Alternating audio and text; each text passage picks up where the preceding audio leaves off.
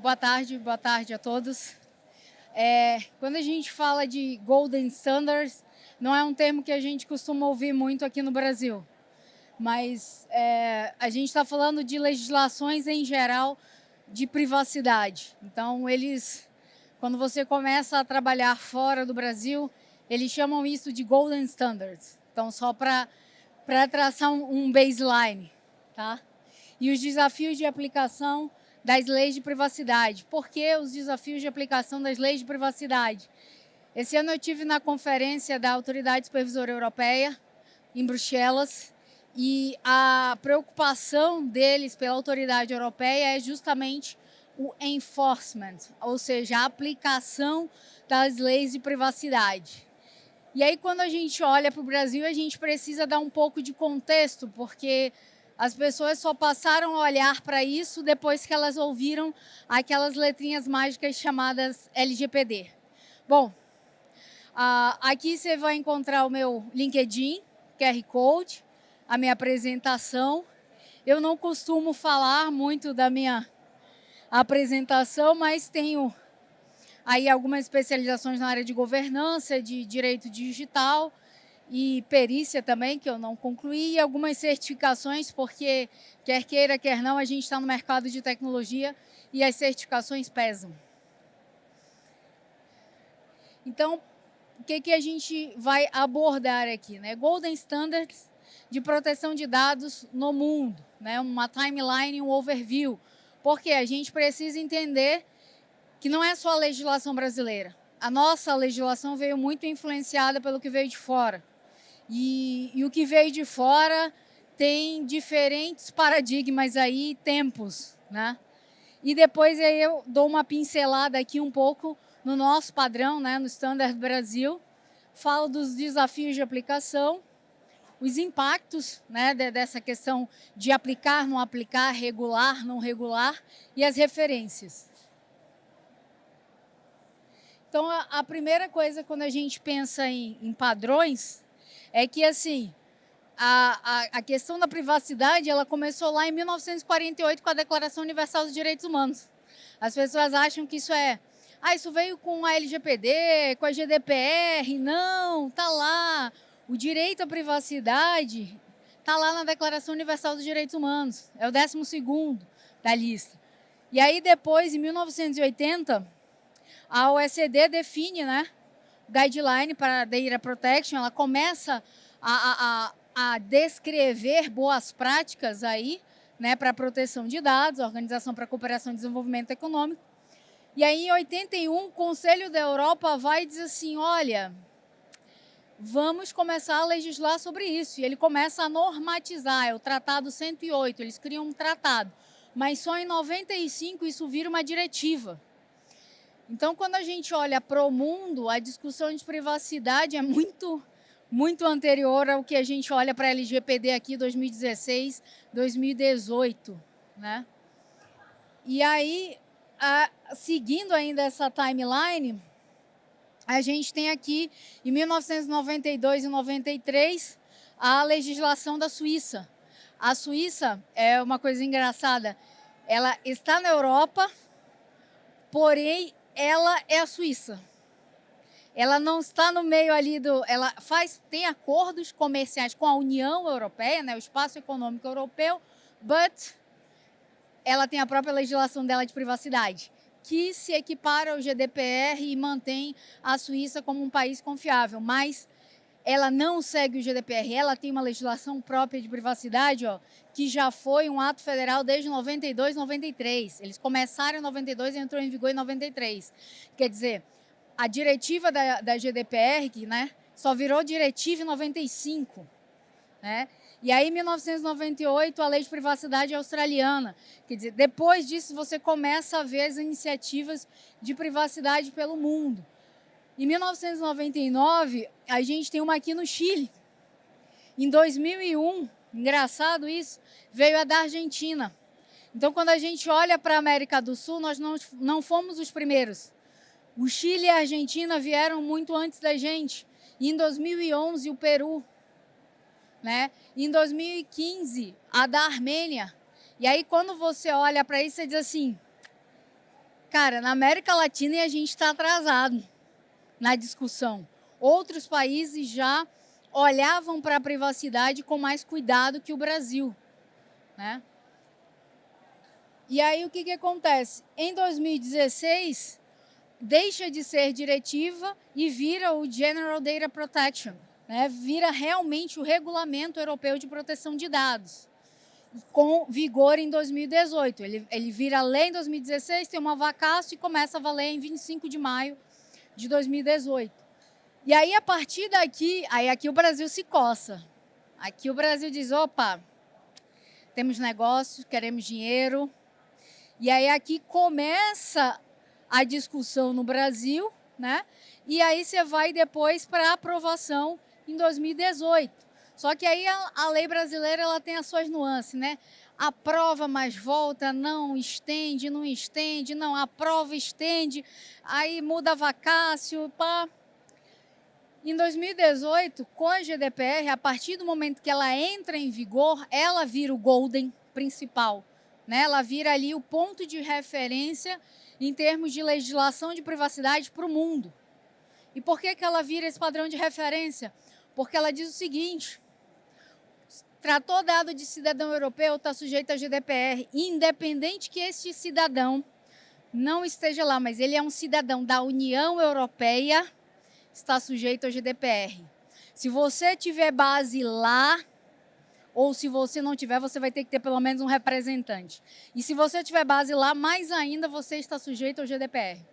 Então, ela começa a ser um padrão de referência pro mundo, porque aí ela diz assim, ó, se você não segue minha lei, não pode tratar os dados dos meus cidadãos. E aí eles descobrem que isso é dinheiro. O que começou a acontecer em 2018 nos Estados Unidos? Esvaziaram o cloud. Volta tudo para a Europa. Dinheiro perdendo. E aí todo mundo começa a olhar e dizer, o negócio aqui é sério, padrão Europa a gente vai ter que seguir.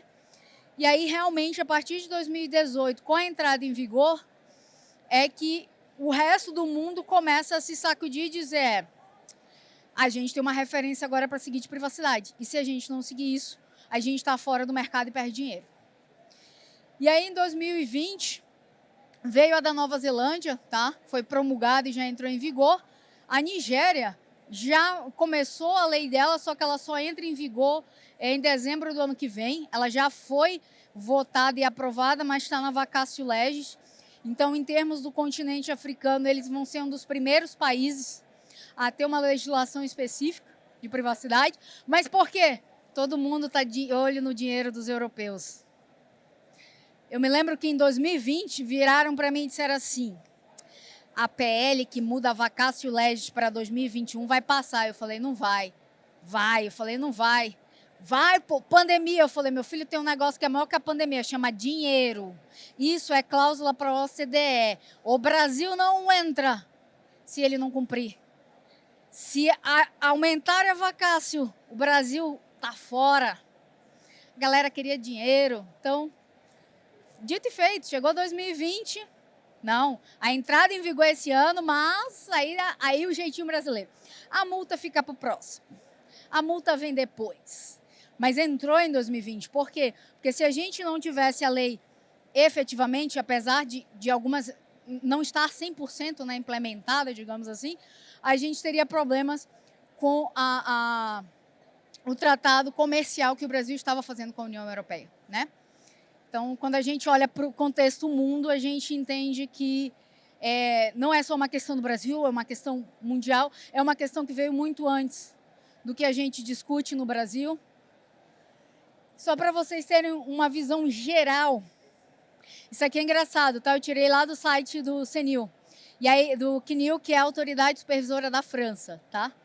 E aí ele diz o seguinte, ó, ele faz um mapinha, não sei se está bom para vocês darem uma olhada, mas ele diz o seguinte, esse azul mais escuro são os países que compõem o Espaço Econômico Europeu ou a União Europeia, né, que eles chamam.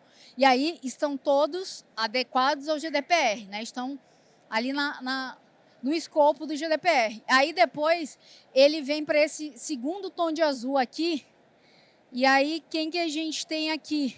Bem aqui no meio ali, Alguém lembra daquilo? Brexit. É o Reino Unido. Bem no meio ali. Pô, aquele monte de azul marinho e do nada tem um azul mais claro no meio. Reino Unido. Reino Unido, país adequado à GDPR. Ou seja, ele é visto como um país confiável para tratar dados. E lá no meio também tem um pontinho azul ali, ó. É a Armênia. Aliás, perdão, ali é a Suíça e tem um outro que é a Armênia. A Armênia está no meio do roxinho ali e tal. Tem a Armênia e a Suíça.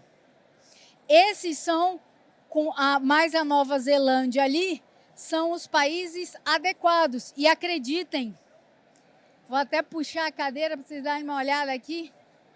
Olha quem está aqui na América do Sul e é visto como adequado. A Argentina. A Argentina está na lista de Country Adequacy, países adequados para tratar dados de cidadãos europeus. Mas o Brasil não. Ele está nessa categoria aqui, ó. Data Protection Laws. Tipo assim, eles têm uma legislação de privacidade, but nós não confiamos muito. Não tem efetividade. E aí tem aqueles não especificados. Ali a Groenlândia, alguns países na África, alguma parte ali do Oriente Médio e Ásia. E ok, mas esse lilazinho, ó o que é esse lilazinho que tem Estados Unidos, México, Alasca, Austrália. Esse aqui é o independente, ou seja, não é que o país não esteja adequado, mas ele já conhece a autoridade que ele tem. Tá? Eles têm uma autoridade independente de proteção de dados. E isso dá algum conforto para esses países. Porém, eles não escapam das cláusulas contratuais de transferência internacional. Ok? Então, só para vocês verem, isso é o CNIL, é a autoridade francesa. Como é que ela enxerga o resto do mundo? E aqui eu tenho um outro site, né? Que aí ele já olha para a legislação dos países e dá outra classificação. Ele diz assim, ó, esses países em vermelho, né, tem uma regulação e uma aplicação da lei pesada.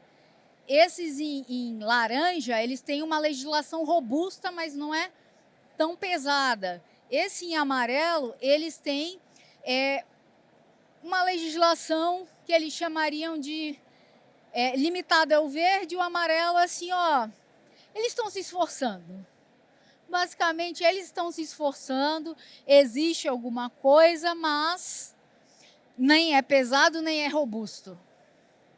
Tá? E aí, quando vocês veem, é engraçado, porque no outro mapa do CNIL, os Estados Unidos está como autoridade independente, né? Aqui ele já classifica, porque aqui já é um outro site, como um país que tem uma legislação pesada. E por que esse site classifica os Estados Unidos, Canadá como uma legislação pesada?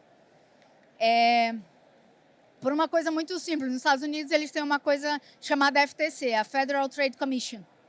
E lá, a FTC seria uma mistura do nosso PROCON, SENACON, só que uma autoridade muito mais forte. E eles, de fato, multam. E eles, de fato, investigam, apuram.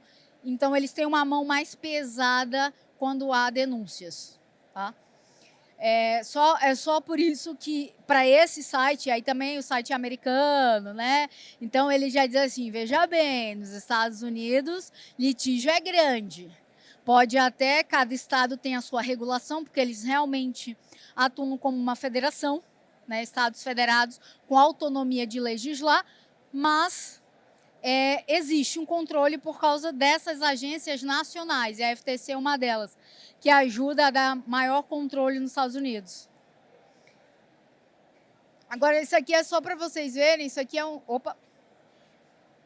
é um dado do IAPP, tá? Sobre o que está sendo atualmente votado e legislado em alguns estados americanos. Então, você tem a Califórnia com a CCPRA e a CCPA, que ela já transformou, tá, para, a partir de janeiro do ano que vem, vai virar Privacy Rights Act.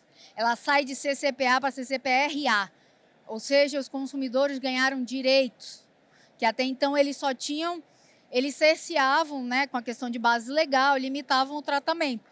Com a rights, o consumidor ganha direito, como tem na GDPR e como tem na nossa legislação.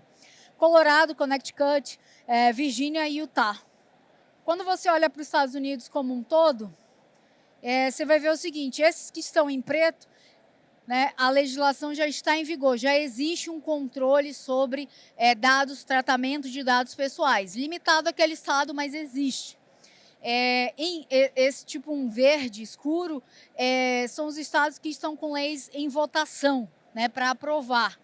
E em cinza são os estados que estão estudando legislar. Vejam que quando você olha o mapa dos Estados Unidos, poucos estados não se mexeram.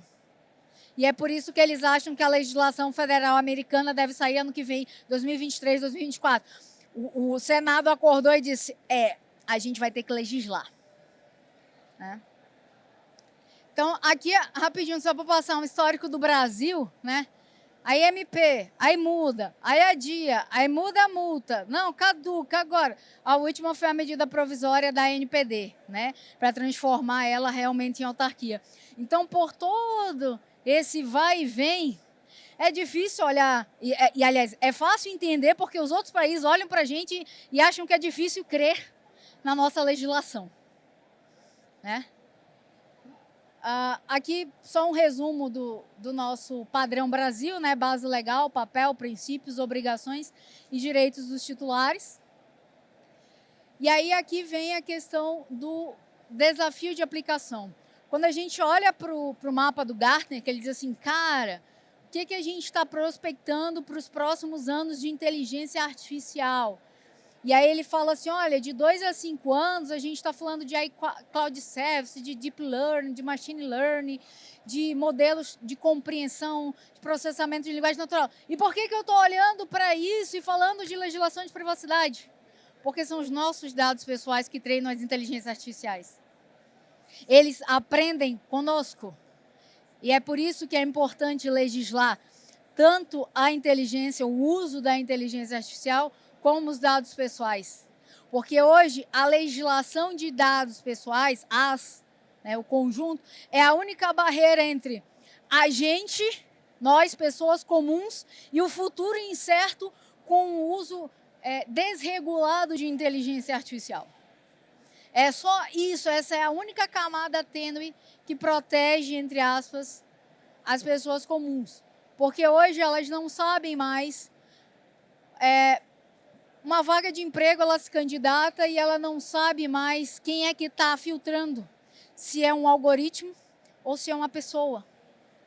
Ela vai fazer um cartão, ela vai solicitar um benefício, ela não sabe mais quem é que está tomando a decisão. E aí um grande desafio da aplicação é porque a legislação europeia ela traz o conceito de Data Protection by Design by Default. E esse conceito é bem complicado quando a gente chega no Brasil, porque isso não está explícito na nossa lei. Mas na lei deles, isso é artigo. Né? E aí, quando você olha para isso, você entende. Estou começando a entender porque deu ruim no Brasil. É porque a nossa lei é muito sutil quando ela fala de Security by Design, lá no artigo 46 e no artigo 49. Né? E aí está ali, ó, Security by Design, ó, artigo 46, 47 e 49. É o que está lá dentro daquele artigo. E aí as pessoas tiveram um baita problema de contexto e interpretação. Como é que eu transformo aquilo da lei com esse princípio na prática? Então, aplicar a lei é difícil porque a gente tem um baita gap de conhecimento, não só de direito, de conceitos jurídicos, mas de tecnologia, de aplicação prática de processo em tecnologia. E aí a gente tem a questão, né, do uso da IA, responsabilização, prestação de contas, explicabilidade. A gente precisa garantir que estes algoritmos que facilitam a nossa vida nos aplicativos sejam explicáveis. Por quê? Porque eu tenho que lembrar que quando eu escolho o Tinder lá e as sugestões que ele me traz, ele já excluiu um monte de gente. Com base na leitura dos meus dados e dos dados das outras pessoas. Quando você entra num score de crédito, ele já excluiu um monte de gente com base no que você não sabe. Com base no que você não sabe. Mas ele já atribuiu uma pontuação e já deixou um monte de gente de fora. E aí entra a questão da necessidade de regular. Outro ponto da aplicação é unusable securities not security. É difícil quando a gente fala de usabilidade da segurança. Tornar a segurança tão difícil e inacessível que o usuário vai lá e dá bypass não é fazer segurança.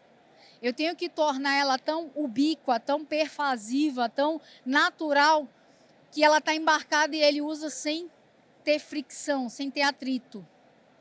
Esse é um desafio de aplicar a lei, ainda mais quando a gente olha lá para aqueles artigos 46, 47, até o próprio 48 de incidentes, 49 e o próprio artigo 50.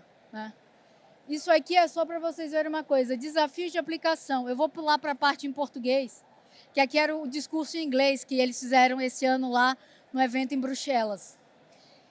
E aí ele diz assim, olha, também vejo esperanças de que certas promessas do GDPR sejam melhor cumpridas. Eu acredito que ainda não estamos vendo fiscalização suficiente, em particular contra Big Techs. Esse foi o tema principal, o principal que eles estavam preocupados esse ano lá. E aí ele fala o seguinte, olha, temos obstáculos como repartição desigual dos encargos, diferença de direito processual, envolvimento do Conselho Europeu tarde demais e provavelmente muito pouco. Sabe por que tarde demais e muito pouco? Porque eles têm o mesmo problema que a gente tem no Brasil. É excesso de advogado burocrata e falta de profissional multidisciplinar. Eles estão lá discutindo heurística, eles estão lá discutindo hermenêutica, doutrina da lei, ao invés de olhar, cara, na prática, como é que isso funciona na empresa? Como é que eu consigo fiscalizar que a empresa cumpre o que está na lei? Na prática, essa é a dificuldade, porque eles entendem da lei, da doutrina que originou a lei, mas eles não entendem da tecnologia. Né? Só que o discurso deles foi claro, nós estamos de olho nas Big Techs. Por isso, as multas mais pesadas, aqui são só os destaques do discurso lá, são para eles. E aí eles vieram com o discurso Strong Together, para tentar unir força entre as autoridades supervisoras de cada país da União Europeia, para poder lutar realmente contra as Big Techs. Então, vocês vão ver muito assim, saiu uma multa agora para o Facebook, não lembro, Alemanha, Itália, se eu não me engano. Google foi Facebook na Itália. E aí saiu uma outra, eu acho que foi na Espanha ou na França. Então, cada um puxa de um lado e está abocanhando as Big Techs, com os recursos que tem. Por quê? Né? Isso aqui são alguns desafios de aplicação, questão de multas, sanções, enfim. Por quê? Isso aqui, só em 2022, tá? A Clearview pegou uma multa de 20 milhões de euros na Itália agora, por uso irregular de dados, e dados inclusive biométricos. A Meta acabou de pegar 17 milhões, o Google 10 milhões, a Clearview pegou 2. Ela pegou uma na Itália e o outro eu não lembro se foi na Alemanha ou na Espanha. Então, eles estão se unindo para fechar o cerco, para tentar ver se realmente estão cumprindo a lei, só que eles têm limitações. Não é só a nossa autoridade que tem limitações, as autoridades lá, que já discutem privacidade há muito mais tempo, que têm uma maturidade de pensamento em relação à proteção de dados e privacidade, também têm dificuldades e eles já descobriram que só multar não adianta. E aí a gente tem impactos, né? Informações pessoais expostas, risco de fraude, chantagem, perseguição. E aí a gente tem esses impactos. Essa galera aqui,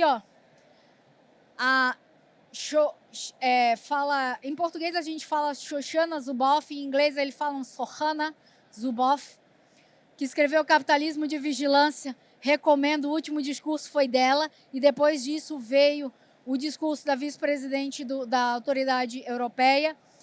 E esse aqui é o cara que derrubou o Privacy Shield, o Mark Cherms. Max também estava lá, ele estava no primeiro dia, num dos segundo ou terceiro painel. Então, o que você vê? Que os caras realmente estão preocupados com a privacidade no que tange à democracia, nos impactos das Big Techs. Por quê? Porque eles concentram um alto poder computacional e um alto volume de dados pessoais. Pessoal, impactos: democracia profissional, hábitos de consumo, perfil de crédito.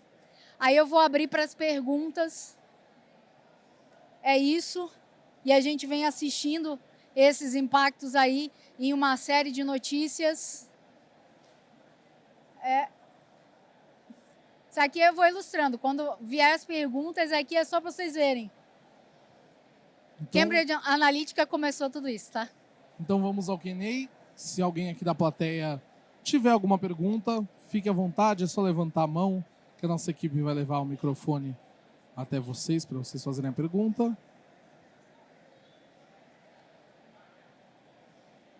Alguma dúvida?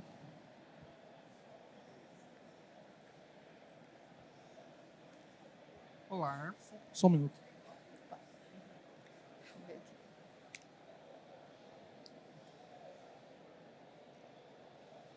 Deixa eu ver. Oi, Alessandra. Parabéns pela palestra. Eu tenho uma pergunta sobre um pouquinho, novamente, os seus poderes de prever o futuro.